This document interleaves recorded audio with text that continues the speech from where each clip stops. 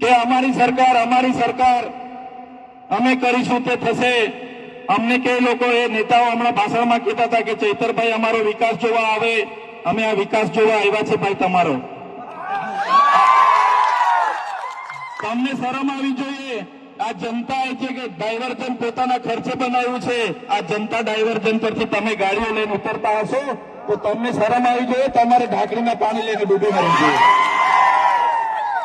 જેલમાંથી જ્યારથી ચૈતર વસાવા બહાર નીકળ્યા છે ત્યારથી હંમેશા એક્ટિવ મોડમાં જોવા મળી રહ્યા છે। ગામડામાં તેઓ ફરી રહ્યા છે, ખૂંદી રહ્યા છે। ત્યારે આ બધાની વચ્ચે એકવાર ફરી ચૈતર વસાવા ચર્ચામાં આવ્યા છે। બોડેલીમાં અચાનકથી તેઓ પહોંચે છે જ્યાં સરકારી કર્મચારી ગેરહાજર હોય છે અને વિવાદ સર્જાઈ જાય છે।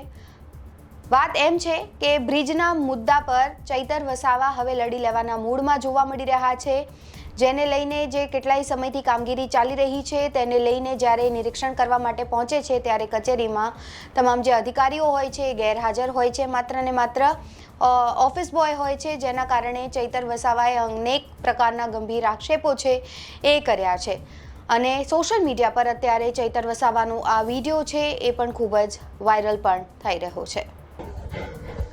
આજે તમને બધાને ખબર છે કે જે રાષ્ટ્રીય ધોરીમાર્ગ વડોદરા, છોટાઉદેપુર અને મધ્યપ્રદેશને જોડતો આ એકમાત્ર રસ્તો હતો અને જુલાઈ 28-29 જુલાઈ 2023 ના રોજ આ ભારાજ નદીનો પુલ તૂટી ગયો અને પુલ તૂટ્યા બાદ આ વિસ્તારની જનતાને અનેક હાલાકીનો સામનો કરવો પડ્યો। ત્યારે અનેક વખતે અહીંના સ્થાનિક સરપંચો, તાલુકા જિલ્લાના સભ્યો હશે કે અહીંના આગેવાનો હશે, અમારે આમ આદમી પાર્ટીના પણ જિલ્લા પ્રમુખ, મહામંત્રી વિનુભાઈ અને બધા જ લોકોએ ખૂબ રજૂઆતો કરી, અહીંયા ધરણા પણ કર્યા। ત્યારે સરકારે એને ડાયવર્ઝન કરવા માટેની પરવાનગી આપી। શરૂઆતમાં જયારે ડાયવર્ઝન 2024માં બનાવવામાં આવ્યો એમાં 2 કરોડ ને 34 લાખ રૂપિયા એમણે બિલોની ચૂકવણી કરી અને એ ડાયવર્ઝન પર ફરી બીજા 4 કરોડ રૂપિયા એને જ રિપેરિંગ કરવાને એને જ બનાવવા માટે બીજા 4 કરોડ રૂપિયાની ચૂકવણી 2025માં માર્ચમાં કરી। તમે વિચાર કરો, પ્રજાના ટેક્સના 6 કરોડ 34 લાખ રૂપિયા નેશનલ હાઈવે ઓથોરિટી દ્વારા એજન્સીને ચૂકવવામાં આવ્યા છે। ડાયવર્ઝન પર આજે આપણે ઉભા છે। ડાયવર્ઝન તમે જોયું હશે, અહીં નદીની માટી, નદીની રેતી અને જે મળ્યું તે ભરી દીધું છે અને ભૂંગળા મૂકીને ડાયવર્ઝન બનાવ્યું। ત્યારે આ ડાયવર્ઝન ફરી તૂટી ગયું અને આજે 3 ચોમાસા 3 વર્ષથી લોકો અહીંયા હેરાન થાય છે, પરેશાન થાય છે અને લોકો હાલાકી વેઠે છે। પણ સૌથી વધારે વિચારવા જેવી ગંભીર બાબત એવી છે કે અમારી સરકાર અમે કરીશું તે થશે।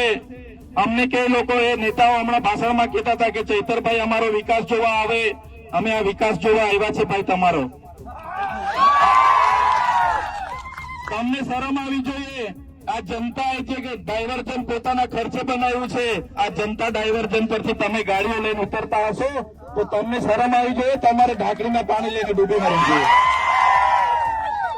એક બાજુ એમના મોટા મોટા તાઇફાઓ થાય છે અને આજે પ્રજા 3 વર્ષથી હેરાન થાય છે। 3 ચોમાસાથી 5 વાર પ્રજાના પૈસે પ્રજાએ સ્વયંભૂ ડાયવર્ઝન બનાવેલું છે, તો એ નેતાઓને શરમ આવી જોઈએ। તમારી સરકારમાં તમારાથી આટલું માંગ નહીં કરી શકાય, તમારી સરકારમાં આટલી અવાજ તમારાથી નથી થતો, તો તમે કયા પ્રકારના નેતા બનીને અહીંયા ફરો છો? અહીંયા મોટા વાઘ બનીને ફરો છો અને તમારાથી આટલું કામ નથી થતું। પણ અમે સ્પષ્ટ કહીએ છીએ, આજે હું તમારી વચ્ચે અહીંયા આવ્યો છું। નેશનલ હાઈવે ઓથોરિટીને પણ અહીંથી આપણે જઈને મળવાનું છે એમની કચેરી પર અને એમને કહી દેવાનું છે આજેથી સત્વરે જો આ ડાયવર્ઝનની કામગીરી નહીં ચાલુ થશે, આવનારા દિવસોમાં જે આ નેશનલ હાઈવે 56ની તોડજોડમાં કામગીરી ચાલુ છે એ કામગીરી પણ અમે અટકાવીને ઉભા રહીશું। અમારા વિસ્તારમાંથી લાખો મેટ્રિક ટન રોજને રોજ રેતીઓ તમે લઈ જાઓ છો। રેતી રોયલ્ટીની ગ્રાન્ટ આવે છે, ડીએમએ ફંડ તમે વાપરો છો અને અમારા પ્રજાના ટેક્સના પૈસાથી આ બજેટ બનીને આવે છે અને તમે કોન્ટ્રાક્ટરો, એજન્સીઓ અને નેતાઓ બનીને ભ્રષ્ટાચાર કરો એ હવે અમે ચલાવી લેવાના નથી. ત્યારે સાથીઓ, આ ભારત નદીનો ડાયવર્ઝન તાત્કાલિક ધોરણે બનાવવામાં આવે, બ્રિજની કામગીરી પણ તાત્કાલિક ધોરણે ચાલુ કરવામાં આવે અને લોકોને પડતી હાલાકી દૂર કરવામાં આવે, એ જ માંગણી સાથે હમણાં એજ્યુકેટિવ એન્જિનિયર નેશનલ હાઈવે ઓથોરિટીને મળવા બોડેલી આપણે બધાએ જવાનું છે અને તટસ્થ જવાબ આપણે માંગવાનો છે અને તાત્કાલિક આ કામગીરી ચાલુ કરવામાં આવે એ માંગ સાથે જ આપણે આગળ વધવાનું છે. એ વાત સાથે આજે અમે અહીંયા આવ્યા છે. તમે બધા અહીંયા ઉપસ્થિત થયા અને તમે જે તમારી વેદના અમને બતાવી, તમે રજૂઆત કરી, ખરેખર અમને સાંભળીને ઘણું દુઃખ થયું. અમને હતું કે અહીંના નેતાઓ જે પ્રકારે બોલે છે એ પ્રકારે કામ કરતા હશે, પણ અહીંના એક પણ નેતામાં સરકાર સામે બોલવાનું પાણી નથી.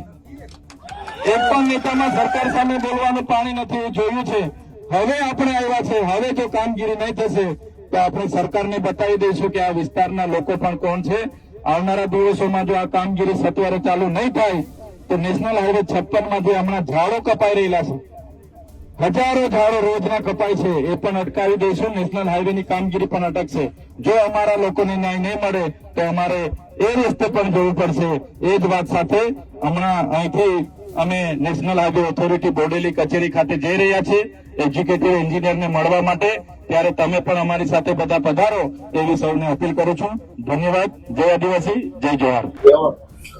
આગળ કોઈ આવતું નહીં એમ કે છે બધા અહીં ઓફિસમાં બંદર જણાવતું આવે છે સાહેબ તો આવે પણ સાહેબ કેટલા સોની સાહેબ પહેલો ચાર્જ હતો, અમને તો નહીં. આપણે કોણ ચાર્જ અમને તો કોઈનો ચાર્જ નહીં. એટલે કોઈ સાહેબ અધિકારી નથી એટલે તમે ચલાવો છો. ના સાહેબ તો છે અમાર પબ્લિક સાહેબ.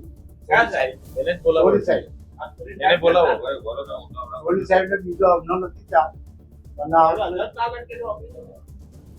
ઓફિસર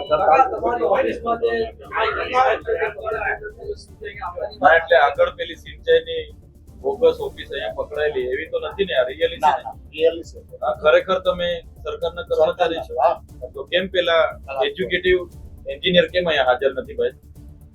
સાઈડ પર ત્યાં એવા મૂલ્ય છે. એવું નથી થતું કે આટલી મોટી કચેરીમાં ખાલી પૈસાના બિલો જ ઉતારતા હશો? એવું નથી ને? અધિકારી તો કોઈ છે નથી. ના, એવું નથી. પેલી 21 કરોડની અહીંયા નકલી સિંચાઈની કચેરી પકડાયેલી અહીંયા બાજુમાં આપણા આ ગામમાં, હા હા એવી જ આ નથી? ઓરિજિનલ છે ને? ઓરિજિનલ છે. હે ઓરિજિનલ છે. હમણાં તમે પેલી બાયપાસ માટે 6 કરોડ ને 33 લાખ રૂપિયા તમે ચૂકવણું કર્યું, બરાબર? બાયપાસ ની હાલત કોઈ જોવા ગયું છે? ડાયવર્જન જોયું?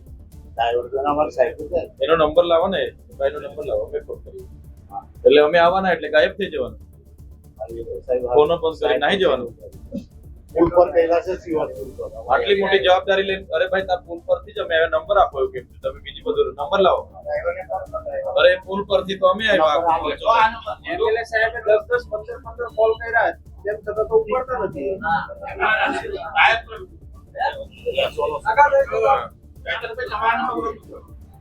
હમણાં અમે જે તૂટેલા ડાયવર્જનની મુલાકાત લીધી અને તાત્કાલિક ધોરણે ચાલુ થાય એ રજૂઆત માટે જ્યારે રાષ્ટ્રીય ધોરીમાર્ગની કચેરી બોડેલી ખાતે અમે પધારેલા છે ત્યારે અધિકારીઓ પોતાના મોબાઈલો બંધ કરીને અહીંથી પલાયન થઈ ગયા છે. માત્ર પટાવાળા ભાઈ એક અહીંયા હાજર છે. ત્યારે એમણે કરેલા ભ્રષ્ટાચારના જવાબો આજે અમે માંગવાના હતા. એનાથી બચવા માટે એ લોકો આજે અહીંથી પલાયન થયા છે. પણ આ વિસ્તારમાં જ્યારે પણ અમારો પ્રવાસ હશે અમે ફરી પણ આ કચેરીમાં આવીશું અને એમના પર જવાબ લઈને જ અમે જંપીશું. તો આવનારા દિવસોમાં એ બ્રિજ ના બને, એ ડાયવર્જન આ લોકો ના બનાવી આપે તો આવનારા દિવસોમાં નેશનલ હાઈવે 56 પર અમારે ધરણા પર બેસવાનું થશે તો અમે બેસીશું. એમણે મારો નંબર જોયો હશે અને કેટલાક લોકોના કહેવાથી પોતાના મોબાઈલો બંધ કરીને ગાયબ થઈ ગયા છે. પણ એમના ભાગી જવાથી પૂરું નથી થઈ જતું. અમે છોડવાના નથી. એ અહીંના નેતાઓ એમને ટકાવારી મળતી હશે એટલે કોઈ બોલવા તૈયાર નથી. પણ અમે એ ભ્રષ્ટાચારમાં પડતા નથી એટલે અમે તો જવાબ માંગીશું. અમે એમને છોડવાના નથી. તો હવે આ મુદ્દા પર આવનારા દિવસોમાં આરોપ પ્રત્યારોપની રાજનીતિ થઈ શકે છે, કારણ કે ચૈતર વસાવાએ ભ્રષ્ટાચારના આક્ષેપો પણ કર્યા છે. ત્યારે હવે વળતો જવાબ શું આવે છે એ જોવું રહ્યું. અત્યારે આ રિપોર્ટમાં બસ આટલું જ. ગુજરાતના તમામ મહત્વના સમાચાર જોવા માટે અને જાણવા માટે આપ જોડાયેલા રહો ગુજરાત તક સાથે. નમસ્કાર.